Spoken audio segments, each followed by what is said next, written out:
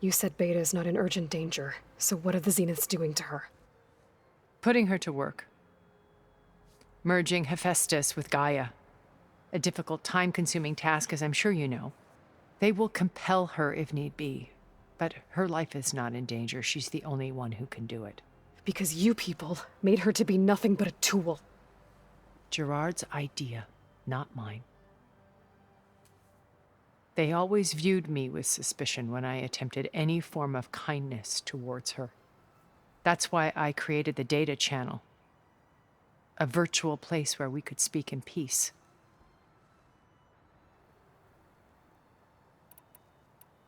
So this channel you shared with Beta, none of the other Zeniths ever found out about it.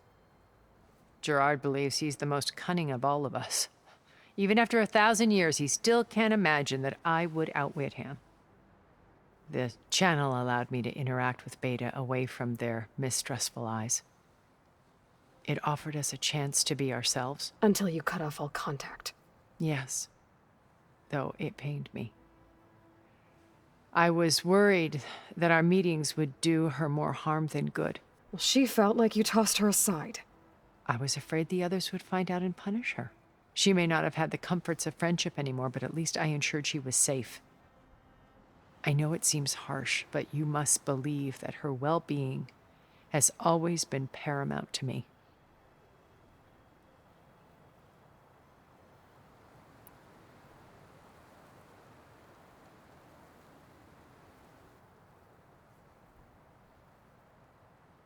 Why did you make the data channel look like this place? I built this house as a shelter to weather any storm. A safe place. Not just for me, but for the art stored below. Cultural artifacts of incalculable value. Truly some of the greatest achievements of human civilization. And you wanted Beta to see them? Yes. Her upbringing was so cold and technical. I thought if she could experience Vermeer and Rembrandt, it would bring something else into her life. A heritage every bit as valuable as the scientific and technical data being drummed into her. I'm sorry I had to cut off contact, but I'll never regret sharing this house with her. She needed its shelter even more than I did.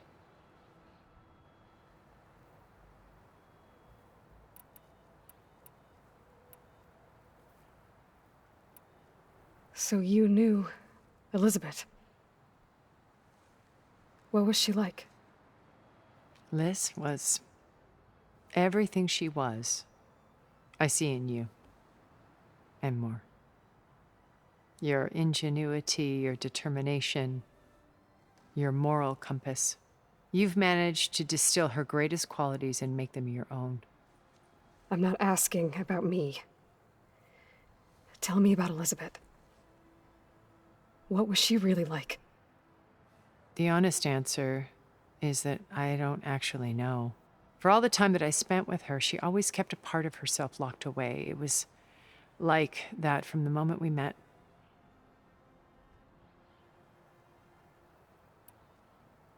So when you met Elizabeth, she was what? Distant? Aloof?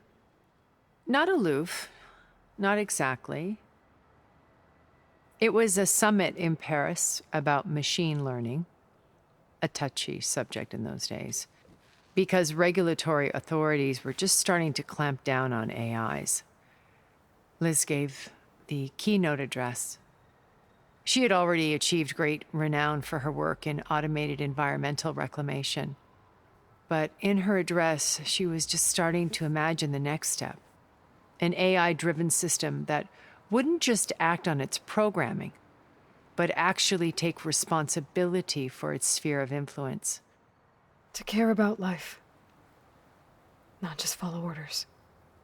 Revolutionary stuff. I was fascinated. And I wanted to meet her for a long time. I watched her after her talk. She had spoken with such moral authority, such empathy. But after that, she retreated. I could tell she felt uncomfortable with all of her admirers. It was as if giving the talk had cost her something. I didn't want to be a pest, so I planned my approach carefully. So how did you finally approach Elizabeth after her talk? I picked the right moment. The morning of the next day, right as she came back to the conference, she had just had her coffee. She was fresh, rested. It was like she had braced herself for the onslaught of colleagues. I asked if I could walk with her, then put forth a question about her talk that I thought was intelligent. Her answer made me realize it wasn't, but she was very welcoming, almost as if we were previously acquainted. It was only halfway through the conversation that I realized she knew exactly who I was. It was quite a shock to me. My business was trafficking in secrets, and I took great pains to protect my anonymity. So that was Liz, perpetually one step ahead. I came to view our meeting as a metaphor for our friendship. She always seemed to know me far better than I knew her. I guess I know the feeling.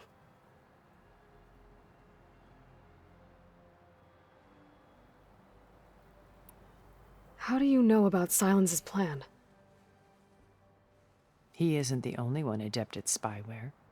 You hacked his focus? No, he's too careful for that. But his subordinates?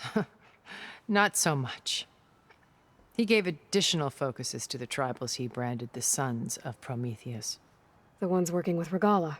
By tapping their focuses, I learned about most of his dealings. The distribution of override technology, the arming of Tanakh rebels, and the secret pact with Regala to attack Gerard's base. But how did he come up with a weapon that can take down your shields? That's the one thing I haven't been able to figure out, but however he did it, I'm quite certain it will work. With it and the Tanakh army, victory seems to be within his grasp. Such a shame he'll be disappointed.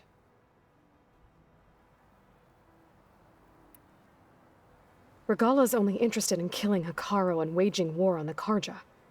What does she have to gain by attacking Zeniths? It's the price she must pay for her war. Without the ability to override machines, her little rebellion would have languished in the desert. So she trades with the Sons of Prometheus. Machines to help her overthrow Hekarro. In exchange for an assault on the base. Pride has deluded her into thinking she can actually survive such a battle. And all without ever knowing who the Sons of Prometheus really answer to. Yet for all of Silence's brilliance, still he underestimates you. That blind spot is what will allow us to take Beta and Gaia right out from under him. While hundreds of Tanakh are cut down outside. Beta told me your colony was destroyed. That you came back to Earth because you had nowhere else to go. It's true. After we reached our destination, a planet in the Sirius star system, we spent decades building a new home. The physical constraints of Earth, the boundaries of mortality, gone. To think of what we could have done with it. It might have been a utopia. Instead, we stagnated, absorbed in effortless comforts and virtual realities. It took a cataclysm to finally yank us out of our stupor. What happened? A massive geological event. We knew of instabilities in the planet core, but we underestimated them. By the time the collapse was upon us, it was too late to stop it. Only a few of us made it to the ship in time. We set course for Earth, the only safe harbor left to us. Which you decided to make unsafe for anyone else. Not me. Gerard. He believes it's better to wipe the canvas clean than work around the smudges. No more primitive tribes, no more combat machines, only a blank slate to do with as he pleases. But we will stop him. All we have to do is get into that base. What exactly is your plan to sneak into the Zenith base?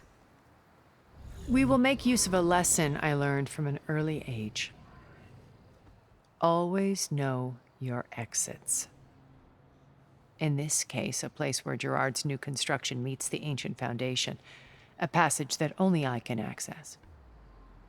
When Silence flings his army at the base, we will enter through this back door, bypassing most of the fighting. The distraction will provide us with a window in which to rescue Beta and Gaia. Once we're inside the base, where will we find Beta and Gaia? Here in the command center. By then, Gaia will have been reunited with all of its subordinate functions, including Hephaestus. What about the alpha build of Apollo on your ship? A simple matter of recovery once the others have been dealt with. With that in hand, we'll have everything we need to make this world as it should be.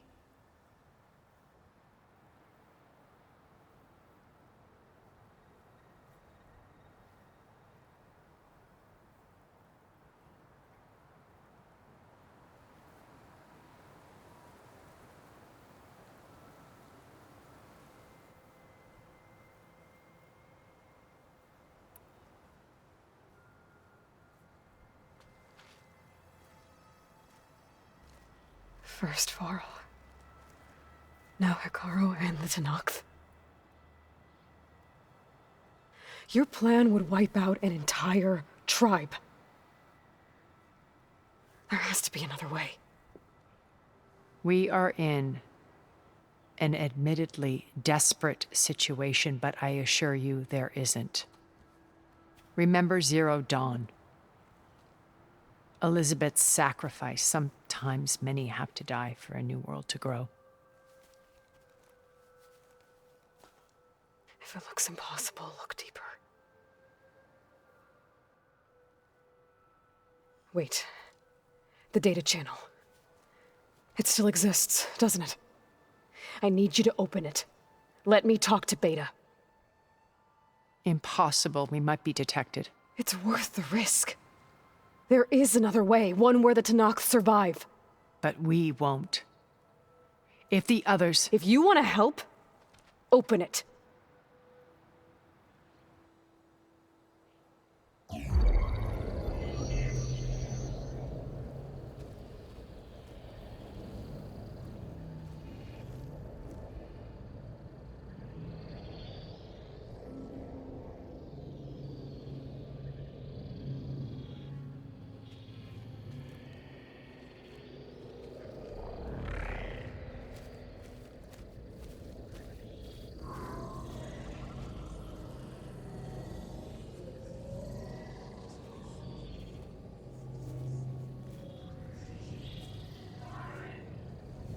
What are they doing to her? Virtual reality dissociation. The manual merge of Hephaestus will take hours upon hours of tedious micromanagement. If she resists the work, they run simulations to induce feelings of isolation and despair. Beta, can you hear me? You're alive. They're watching me. I can't hold up this extra projection for long. You should have killed me. No. No, look at me. I'm coming for you. I promise, okay? I just need you to hold out a little while longer and work on the merge.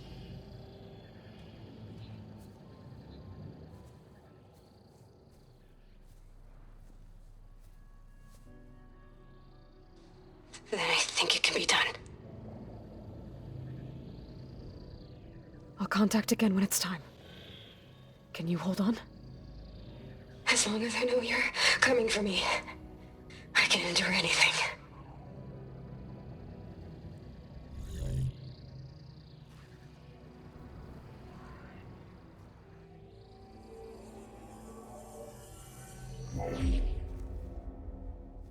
All right.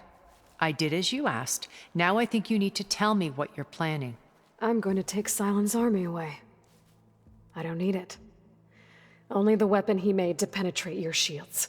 And how do you propose to get it? Ask him nicely? Without Regala and her rebels, he won't have a choice. We'll be his only option.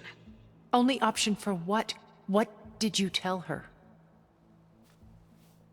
That is between me and my sister. Will be Sylens' only option for crashing that base. I'll tell you the rest later. But first, there are a couple of things I have to do. Oh. And what are those? Lay my friend to rest. And then I'm going to use the override that Beta gave me at Gemini to put an end to Regalla's rebellion. From the air. Wait. Since you insist on doing things your way, I know of something that will truly help you make a grand entrance with the Tenakth. The ancient Horus Titans still possess electromagnetic energy cells as part of their arsenal. Drop one of those on Regalla's army, and they'll receive quite a surprise.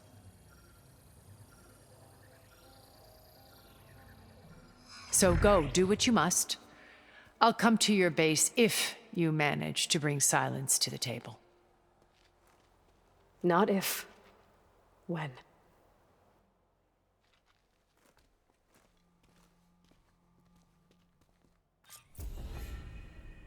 Erend, are you there? Aloy! Aloy, is that really you? Yeah, it's me. Where's everyone else? We're all... We're back at base. What happened? It might be easier to explain in person. I'll try to join you there when I can. Okay. We'll wait here for you. It's good to hear your voice, Aloy.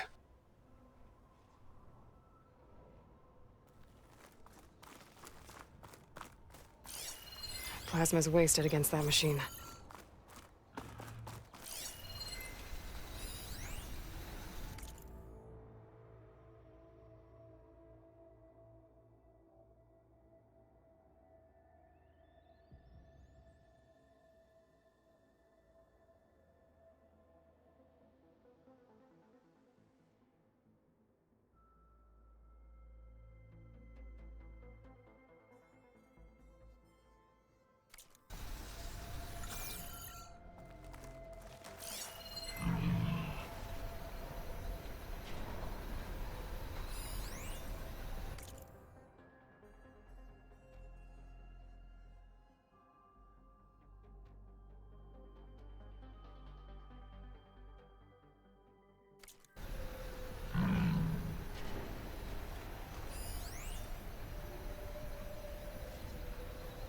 Just to let you know, I'm now patched into your focus network. Great. I take it the other Zeniths can't hear us? Of course not. And they don't know about your base either, in case you were wondering. I've sent you data on the Horus energy cells you can use against Regalla's forces. Reach out to me when you're ready to acquire one. Understood. Made that count.